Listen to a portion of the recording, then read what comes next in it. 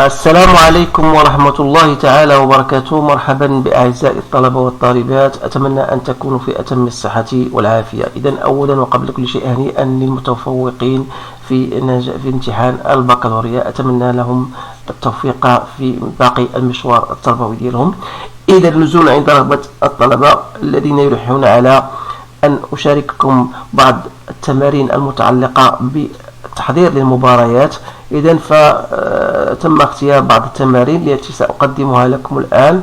إذن عليكم سأكتبها ثم أجيب عنها في نفس الوقت. إذن على بركة الله. إذن voilà, on vous donne une suite cette fois-ci. Donc voilà la première questionnaire. Donc vous avez une suite n, un, tel que n appartient à n, est une suite définie par son premier terme u0 égale à 1. Et quel que soit n appartenant à n, on a un plus 1 égale à un au carré plus un. Alors, la question, la limite de n lorsqu'un tend vers plus l'infini de un, donc s'il existe, est égal à soit la réponse A égale à 1, B plus l'infini, C 0 ou bien D moins 1. Alors c'est à vous de choisir la limite convenable. Alors pour répondre à cette question, on sait pour montrer qu'une suite, d'abord, il suffit étudier d'abord la monotonie de la suite. Est-ce qu'elle est convergente, est-ce qu'elle est décroissante ou bien croissante? Alors pour cela, on va chercher un plus 1 moins un. D'après l'expression, un plus 1 moins un n'est autre que un au carré. Et comme un au carré est supérieur ou égal à 0, pardon, ça veut dire quoi? Ça veut dire tout simplement que un plus 1 est supérieur à un. Alors, on peut dire que un est une suite qui est croissante. Alors, d'autre part, on sait que quel que soit n appartenant à n, vous avez le premier terme était u0 égale à 1. C'est-à-dire, on aura toujours que un sera supérieur ou égal à u0. C'est-à-dire que un sera supérieur à 1. Alors, notez cela, bien sûr, parce qu'on aura besoin. Alors, maintenant, on a une suite qui est croissante, mais qui est minorée. Et alors, d'après notre cours, on sait qu'une suite qui est croissante et majorée, on peut dire qu'elle est convergente. Mais ce n'est pas notre cas ici, parce qu'on a une suite qui est croissante, mais elle n'est pas majorée, elle est minorée. Alors là, qu'est-ce qu'on va dire? On va supposer, on va raisonner par absurde. C'est-à-dire, on va supposer que notre suite un est convergente. Alors, c'est-à-dire, s'il est convergente, c'est-à-dire que on aura la limite de un lorsqu'un tend vers plus l'infini est égal à L, et qui vérifie l'équation f de L égale à L. Alors là, je note que f de un, on la note un plus 1. Alors, qui dit f de L égale à L, ça veut dire d'après notre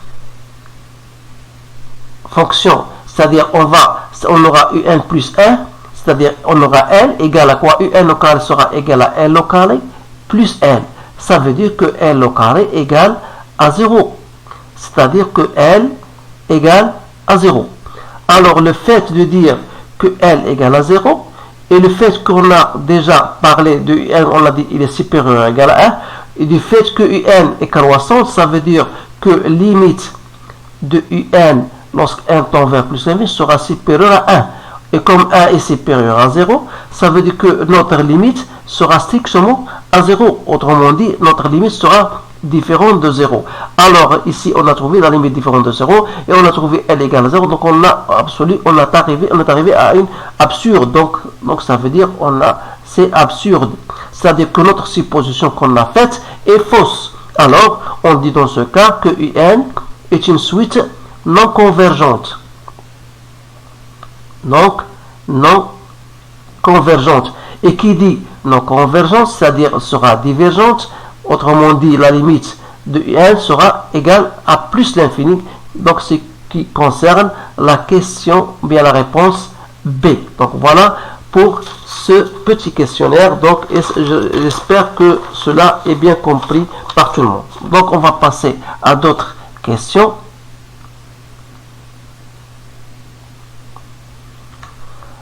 Donc voilà, je vais écrire la question.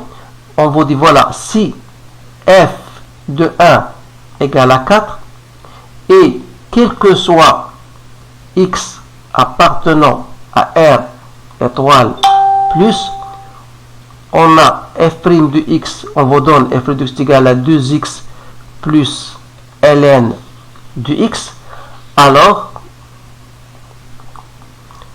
f de e est égal soit e au carré, soit e plus 4, soit e au carré plus 4, soit e, soit 4. Alors, donc, vous devez trouver la réponse juste. Alors là, on va changer de crayon. Donc, on a f' de x égale 2x plus ln de x. Alors, ça veut dire, si je fais entrer l'intégrale, j'aurai f de x, l'intégrale de 2x, plus l'intégrale de ln de x dx. Alors, vous savez bien sûr, pour la recherche de cette intégration, vous pouvez utiliser l'intégration par partie. Donc c'est simple. Ou bien, je vais vous donner une autre astuce. Vous savez que la dérivée de x ln de x n'est autre que ln de x plus 1. De là, je fais sortir ln de x n'est autre que x ln de x, voilà, moins 1. Autrement dit, l'intégrale donc de ln de x dx sera x ln de x moins x plus une certaine constante. D'où je vais revenir à notre fonction f de x. L'intégrale de 2x n'est autre que x au carré. Il me reste donc x ln de x moins x plus une constante. Alors pour déterminer la constante, il suffit d'utiliser les conditions initiales. On a f de 1 égale à 1 moins 1 plus c qui est égal à 4. Ça veut dire que c égale à 4. Et par conséquent, f de x sera égal à x au carré plus x ln de x moins x plus 4. Alors, f de e sera égal à e au carré plus e ln de e moins e plus 4. Sachant que ln de e est égal à 1, donc je vais simplifier. Donc il me reste e au carré plus 4. Donc qui concerne donc la réponse C. Donc voilà la réponse à cette question. Donc je passe maintenant à une autre question. On vous dit voilà, dans l'ensemble C, nombre donc complexe, on vous dit si vous avez un nombre complexe z égal à 1 plus i 1 plus racine de 2, alors le module, première réponse, le module de z sera égal à 2 racines de 2 cos de pi sur 8 et l'argument de z sera 3 pi sur 8 modulo de pi.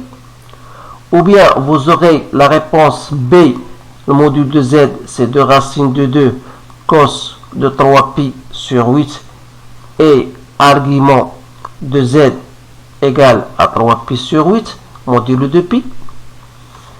Ou bien la réponse C, le module de z 2 cos de pi sur 8 et argument de z égale 3 pi sur 8 modulo de pi. Ou bien la réponse D, vous avez le module de z 2 racine de 2 cos de pi sur 8 et argument de z égale à pi sur 8. Et enfin, la réponse E, le module de z égale à 2 racines de 2 cos de 3 pi sur 8. Et argument de z égale à pi sur 8 modulo de pi.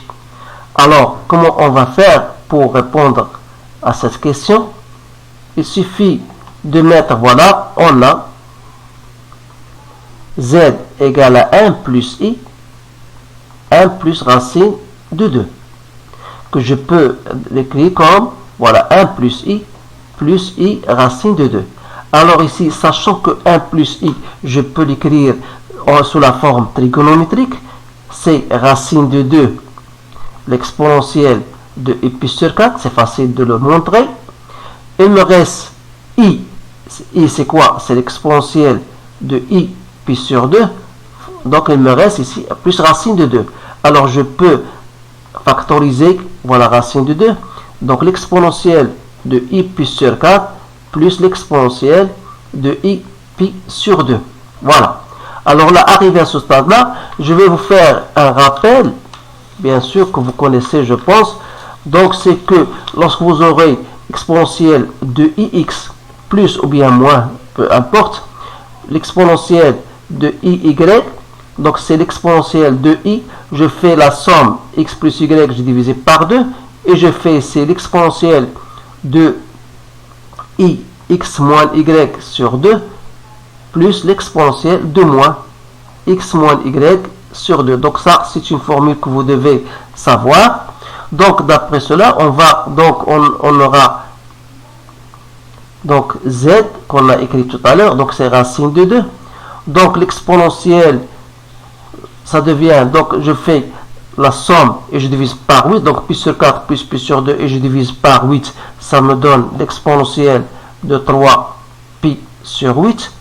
Donc il me reste ici l'exponentielle de i pi sur 8 plus l'exponentielle de moins i pi sur 8. Alors là, autre rappel, vous savez que l'exponentielle de ix plus l'exponentielle de iy est égale à 2 cosinus, lorsque vous aurez exponentielle de moins x, exponentielle de moins x, c'est 2 cos de x. Alors je vais appliquer cette relation de moi, je pense.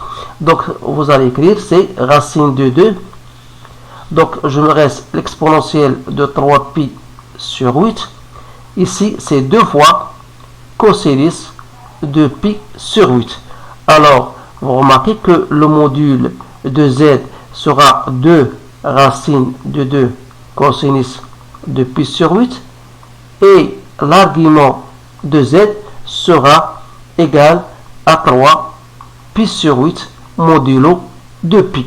Donc ça concerne bien sûr la réponse, juste la réponse A. Donc voilà, donc j'ai terminé avec vous ce truc, ce genre de questions. Donc essayez de le répéter bien sûr et de le refaire. Et si jamais donc dans la séance prochaine, si j'aurai le temps bien sûr, je vais vous sélectionner d'autres exercices bien sûr pour vous préparer pour les concours d'avenir. Alors je vous remercie de votre attention, je vous souhaite une bonne chance et je vous dis à bientôt.